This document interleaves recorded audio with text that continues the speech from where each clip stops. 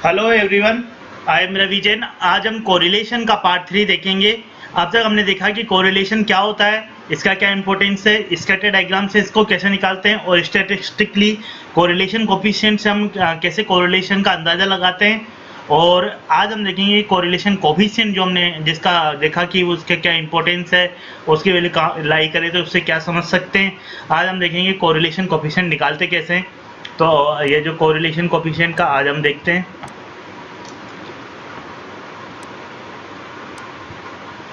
तो जो हमारा कोरिलेशन कोफिशिएंट है, कोरिलेशन कोफिशिएंट उसको आर से डिनोट करते हैं और उसका एक फॉर्मूला होता है, वो देखते हैं हम। उसमें आता है कोवेरियांस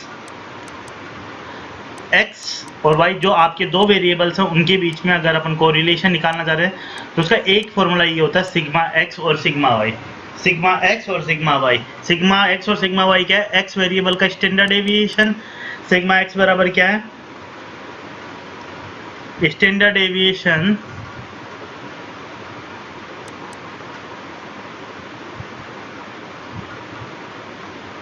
ऑफ एक्स वेरिएबल, और सिग्मा वाई क्या है? Standard deviation of y variable. अब इसमें जो कोवेरियंस है वो बहुत इंपॉर्टेंट है, उसको समझना। पहले हम लोग जैसे कोवेरियंस ऑफ एक्स वाई है वो इसको सी ओ बी से भी डिनोट करते हैं, कोवेरियंस ऑफ एक्स वाई। तो आपके एग्जाम में हो सकता है क्वेश्चन कोवेरियंस निकालने के लिए भी आ जाए, तो बहुत ही सिंपल है। वो क्या है? Summation x minus X bar Y minus Y बार, मतलब जो x वाले जो डाटा है उनका उसके मीन से, x बार किसको इंडिकेट कर रहा है? मीन को इंडिकेट कर रहा है। x बार मतलब मीन ऑफ x डाटा, और y बराबर किसको इंडिकेट कर रहा है? Mean of y data upon n minus 1। ये क्या होता है? कोवेरियंस होता है डाटा के बीच में। आपकी बुक में n दिया हुआ है इसके बीच में, पर आपको जब आपके एग्जाम में जब भी कोई क्वेश्चन दिया होगा तो आपको n-1 लेना है, क्योंकि जब भी कम डाटा होता है तो जब भी कोवेरियंस निकालना होता है तो अपन क्या करते हैं? n-1 यूज करते हैं। जैसे सिग्मा एक्स में भी आप क्या यूज करते हो? Summation x minus X bar का स्क्वायर अपॉन n-1, और इसका आप क्या लेते हो? अंडर रूट लेते हो कि नहीं लेते हो? तो यहाँ पर भी n-1 और n दोनों दिया जाता है, पर जब भी आपके लिमिटेड डाटा होंगे, 10-15 डाटा है जनरली, तो हम लोग जब हमारे पास डाटा लिमिटेड है, हमारी सैंपल साइज लिमिटेड है, जो सैंपल साइज इनफाइनाइट नहीं है सैंपल, तब आपको क्या यूज करना है? n-1 यूज करना है। और ये स्टैंडर्ड डेविएशन आप ये भी जानते हैं ना, स्टैंडर्ड डेविएशन का जो स्क्वायर होता है, स्टैंडर्ड डेविएशन का जो स्क्वायर होता है उसको वेरियांस भी बोलते हैं। इसका वर्ड क्या, इसका मतलब क्या है? वेरियांस। पर ये इस कोवेरियंस से कंफ्यूज नहीं होना है। कोवेरियंस मतलब दो डाटा के बीच की बात है, और वेरियंस क्या है? एक ही डाटा के बीच की बात है। तो कोवेरियंस क्या होगा? उन दोनों, अब देखो आप, ये जो वेरियंस है उसी से कोवेरियंस आया हुआ है।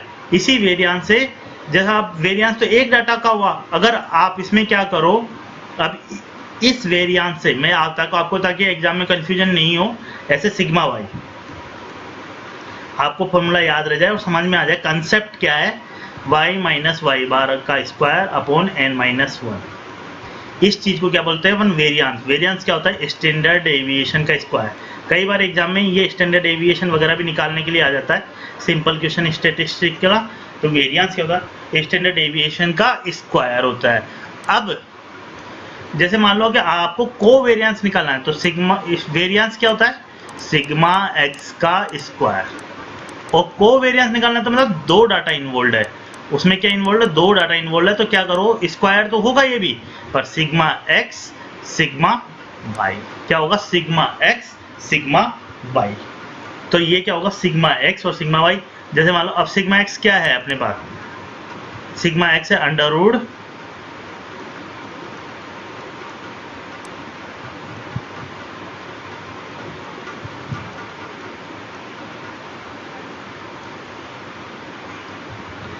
ये है।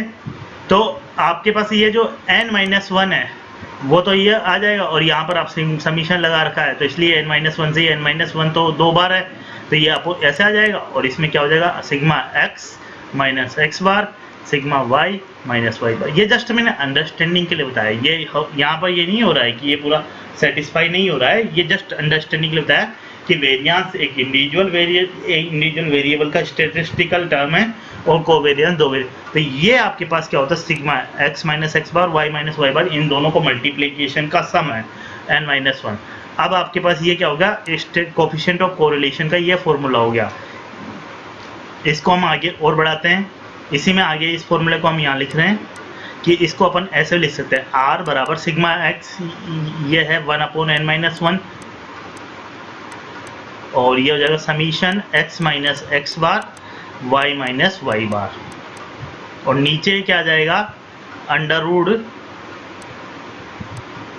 x माइनस एक्स बार का square upon n minus one, under root y minus Y bar का square upon n minus one.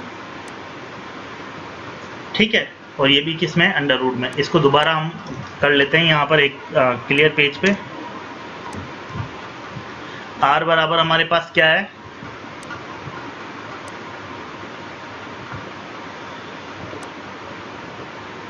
r बराबर है हमारे पास covariance X Y upon sigma x sigma Y, और कोवेरिएंस एक्स वाई क्या हो जाएगा 1/n minus one summation x minus X bar. याद रखना है कि ऊपर जो डाटा आएगा उसमें दोनों का मिला के ये दोनों साथ साथ रहेंगे x और y, उनका समीशन। नीचे वाले में क्या होगा कि ये जो नीचे वाला जो डाटा है इसमें क्या, इसमें भी ये जो है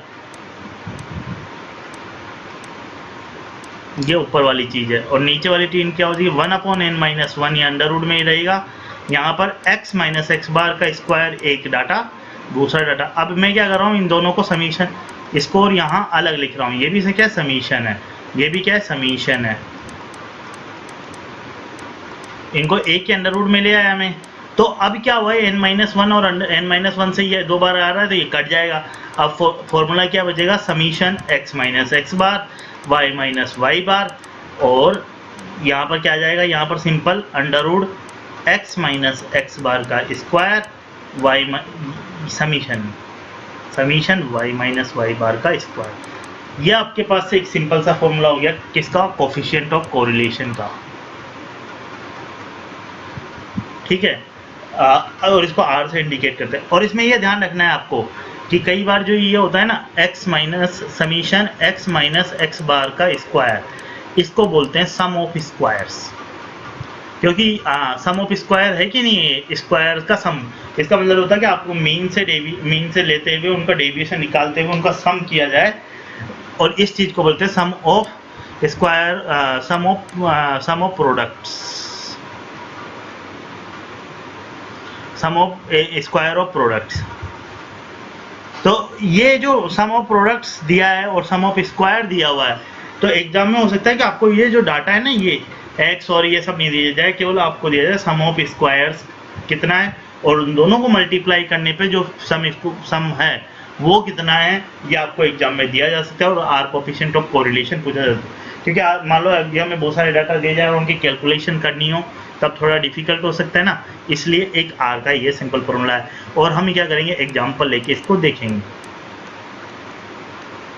ठीक है, एग्जाम्पल से हम इसको देखेंगे, जो हमारा नेक्स्ट पार्ट है उसमें r का ये फॉर्मूला है। अब इसी में एक आगे कंसेप्ट और आता है, उसको बोलते हैं,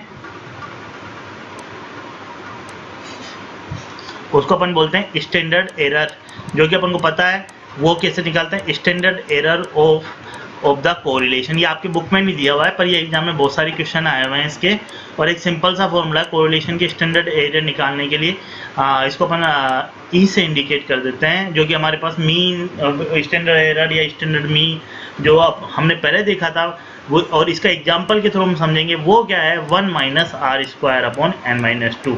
ये आपको ध्यान रखना है, ये जो स्टैंडर्ड एरर है 1 अंडर रूट ई बराबर under root 1 minus r square upon n minus two. ये आपको क्या करना है टू रिमेंबर।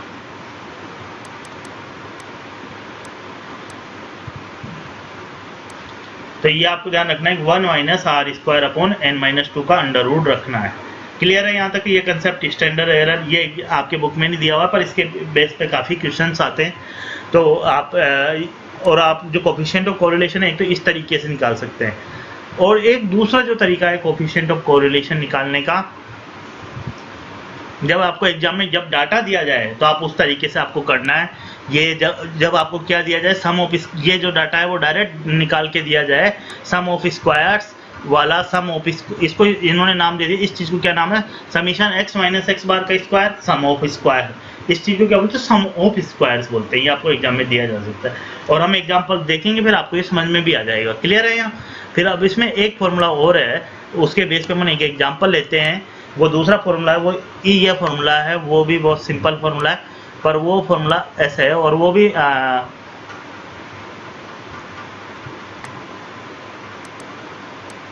इसको कोफिशिएंट ऑफ कोरिलेशन, इसको अपन R से इंडिकेट कर देते हैं।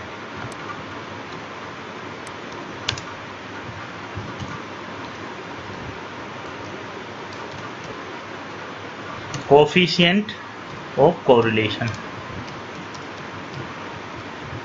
क्लियर?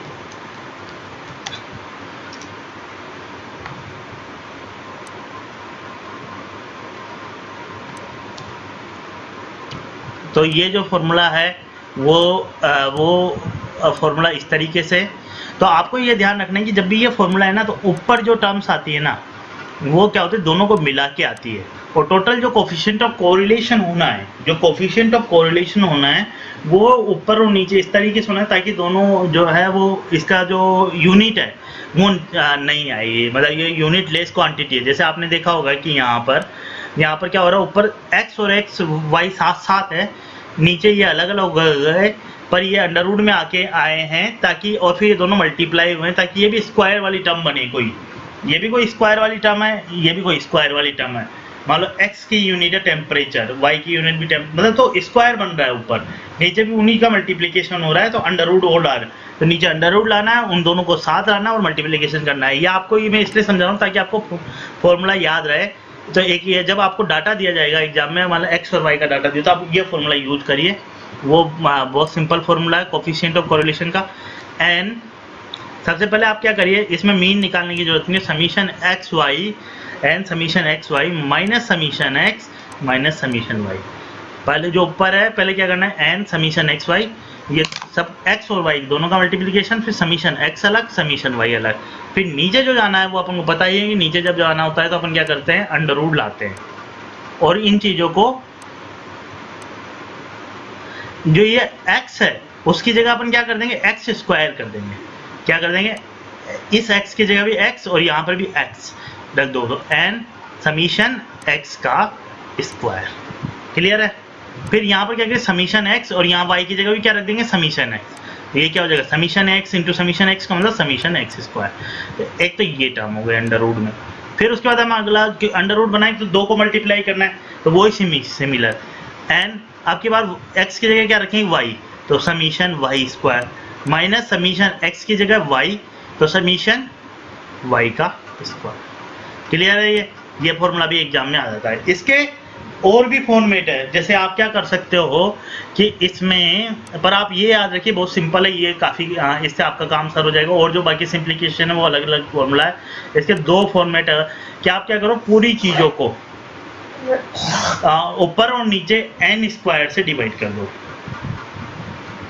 क्या करो, आप ऊपर और नीचे n स्क्वायर से डिवाइड कर दो, कि जैसे ऊपर और नीचे, तो यहाँ पर डिवाइड करेंगे तो क्या हो जाएगा, समीशन एक्स वाई कैंसिल कर जाएगा बाई एन, नीचे क्या होगा, summation x by n summation y by N.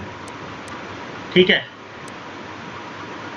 और फिर आपने क्या किया, यहाँ पर भी n स्क्वायर से करेंगे तो क्या हो जाएगा, अंदर जाएगा तो n 4 हो जाएगा, तो मतलब क्या हो जाएगा, ये वाली हर टर्म n स्क्वायर से मल्टीप्लाई हो जाएगी। समझ में आ रहा है ना? जैसे आपने क्या किया, n स्क्वायर से यहाँ पर डिवाइड करना चाहा, तो ये अंदर जाएगा तो क्या हो जाएगा, n 4 हो जाएगा, इस वाली चीज़ को भी n स्क्वायर से डिवाइड कर दो, इस वाली चीज़ को भी n, तो ये क्या हो जाएगा, summation x square by n हो जाएगा, माइनस समीशन x का स्क्वायर बाई n का स्क्वायर।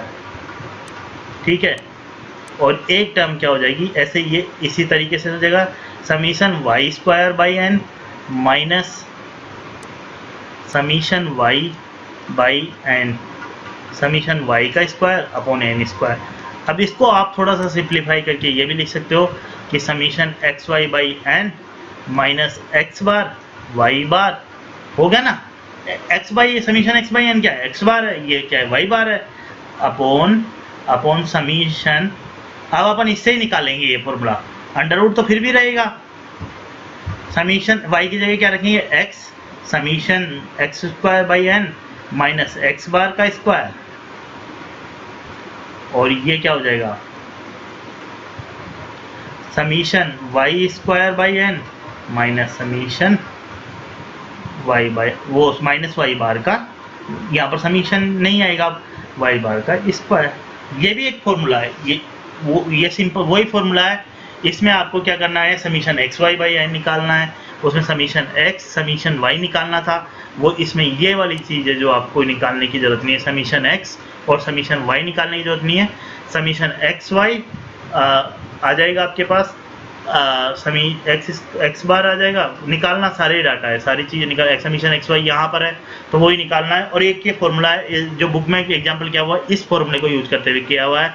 अगर आपको वो कन्फ्यूजन हो रहा है तो आप ये फॉर्मूला यूज करके वो एग्जाम्पल अंडरस्टैंड कर सकते हैं। हम एक एग्जाम्पल लेते हैं, हम ये वाला फॉर्मूला यूज करेंगे, बिल्कुल सिंपल है। वो क्या है, ये आपको ध्यान रखना है पर ये फॉर्मूला, क्योंकि एग्जाम में हो सकता है कोई क्वेश्चन आ जाए छोटा, हालांकि वो लेंथी क्वेश्चन होगा क्योंकि 3-4 डाटा भी दिए होंगे तो थोड़ी निकालना, पर मान आ जाए तो अपन कर सकते हैं n summation x y minus summation x summation y, फिर अंडर रूट लाना है, फिर इसके डाटा में एन समीशन एक्स की जगह वाई की जगह एक्स रखना है तो समीशन एक्स स्क्वायर, वाई की जगह एक्स रखना है तो माइनस समीशन एक्स स्क्वायर।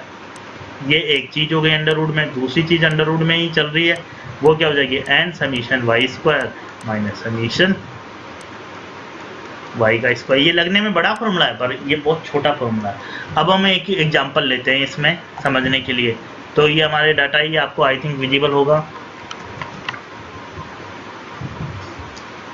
तो ये हमारे पास क्या है, एक्स और वाई के डाटा है।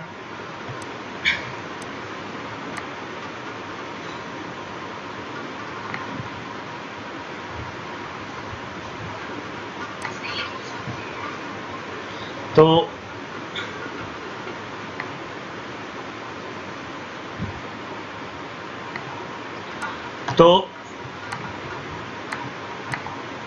और ये एग्जाम में आया हुआ क्वेश्चन है कि एक्स और वाई की ये जो डाटा है वो गिवन है 1 2 3 4 5। एक्स के ये डाटा है और वाई के डाटा दिया 11 22 34 43 56। अब आप देख रहे होंगे कि जो इनके बीच में आपको निकालना कोरिलेशन कोफिशिएंट। तो 1 2 3 1 1 इंक्रीज हो रहा है, यहाँ पर 11 22 33 1 इंक्रीज हो रहा है।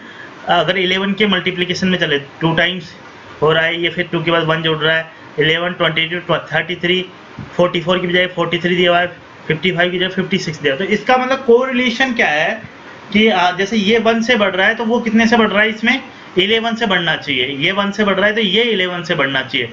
तो पर यहाँ पर 11 से यहाँ तो बढ़ा, यहाँ पर 33 होना चाहिए पर 34 है, फिर यहाँ पर 43 है, 56 है। तो ये अगर एग्जाम में क्वेश्चन आ जाए फॉर एग्जांपल, तो आपको ये जान के चलना है कि इसको बिना सोल्व किए हुए भी, अब जब मैं एग्जांपल लेंगे हम इसमें, तो इसका आंसर 1 के वेरी करीब आएगा, very near to 1 without even solving, क्योंकि इसके जो डाटा आज के बीच में रिलेशनशिप है वो क्या है। तो एग्जाम में मान लो आ जाए तो आपको ये नहीं कि आप इसको सोल्व करने लग जाए, पहले आप देख ले कि किस टाइप का डाटा है।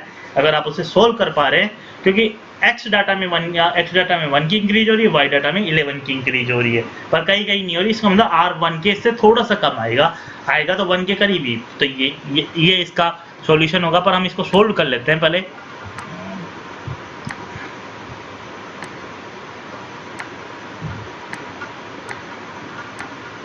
ठीक है, तो R का ये हमने क्या किया, ये जो डाटा चाहिए होता है हमें एक्स वाई चाहिए होता है, एक्स और वाई का मल्टीप्लिकेशन। तो 1 into 11 11, 2 into 24 3 into 34 102, 4 into 43 172, 5 into 56 280 कर लिया। फिर उसके बाद ये एक्स का स्क्वायर कर लिया, ये एक्स स्क्वायर है, ठीक है, और ये क्या है वाई स्क्वायर। तो एक्स स्क्वायर क्या होगा, इसका इन सब का स्क्वायर करके, वाई स्क्वायर क्या होगा, ये इन सब का स्क्वायर कर दिया, 11 का स्क्वायर 22 का स्क्वायर, और फिर इनका क्या कर लिया, समीशन कर लिया। तो ये क्या है, समीशन एक्स है, ये क्या है, समीशन वाई है, ये क्या है, समीशन एक्स वाई है, ये हमारे पास क्या है, समीशन एक्स स्क्वायर है, समीशन क्या है, ये वाई स्क्वायर है, और आर का फॉर्मूला क्या था, बिल्कुल सिंपल है, एन समीशन एक्स वाई। पहले एक्स और वाई साथ साथ थे, अब ये क्या हो गए, दोनों अलग अलग हो गए, लड़ाई झगड़ा हो गया इनमें, तो ये क्या हो गए, अलग अलग हो गए। फिर उसके बाद क्या हुआ, अंडर रूट में चले गए। ये अंडर रूट में जाना है तो अंडर रूट में जाना है तो स्क्वायर के साथ ये क्या हो जाएगा, n summation x square minus summation x का स्क्वायर। एक तो ये चीज़ है, फिर उसके बाद क्या हो जाएगा, यही चीज़ वापस रिपीट हो जाएगी y के रेस्पेक्ट में, ये हो जाएगा n summation Y square minus summation y का स्क्वायर। क्लियर है। अब आप यहाँ पर वैल्यू रख दीजिए, n की वैल्यू कितनी, 5 डाटा है, 1 2 3 4 5 डाटा है। समीशन एक्स वाई हमारे पास कितना है, 166 आया है। समीशन एक्स वाई हमारे पास 166 नहीं 609 आया है, 609 माइनस समीशन एक्स आया हमारे पास 15, समीशन वाई आया 166। यहाँ पर आप अंडर रूट बनाइए और n की value 5, summation x square 55 minus summation x का स्क्वायर पर 15 का स्क्वायर, ये हमारे पास एक डाटा। जो दूसरा डाटा ये भी अंडर रूट में ही चलेगा, ये हो जाएगा 5 इंटू समीशन वाई का स्क्वायर 6746 माइनस समीशन वाई का स्क्वायर, ये हो जाएगा 166 का स्क्वायर। तो ये आपके पास, इसको सोल्व करेंगे तो ऊपर वाली टर्म 555 के करीब आएगी और नीचे वाली टर्म आएगी 555.66 60777। तो इसका आंसर लगभग आ जाएगा 0.998। तो आप देखेंगे कि जो इसमें रिकोरिलेशन कोफिशिएंट आ रहा है वो हमारे पास वो 1 के बिल्कुल करीब आ रहा है। इसका मतलब साफ है कि वो इनके बीच में कोरिलेशन काफ़ी अच्छा है। अगर इसकी जगह आप 33 लेते, इसकी जगह आप 44 लेते और इसके साथ 55 होता तो r का वैल्यू कितना आता, नीचे वाली टर्म भी 555 आती, ऊपर वाली टर्म में 550 और r इक्वल टू 1 आता। इसी के साथ हमारा ये जो है हम कोरिलेशन कोफिशिएंट हमने समझाया। अभी इसी में आगे हम एग्जांपल्स हम देखेंगे, पुराने पेपर्स की क्वेश्चन देखेंगे अगले पार्ट्स में। Thank you very much.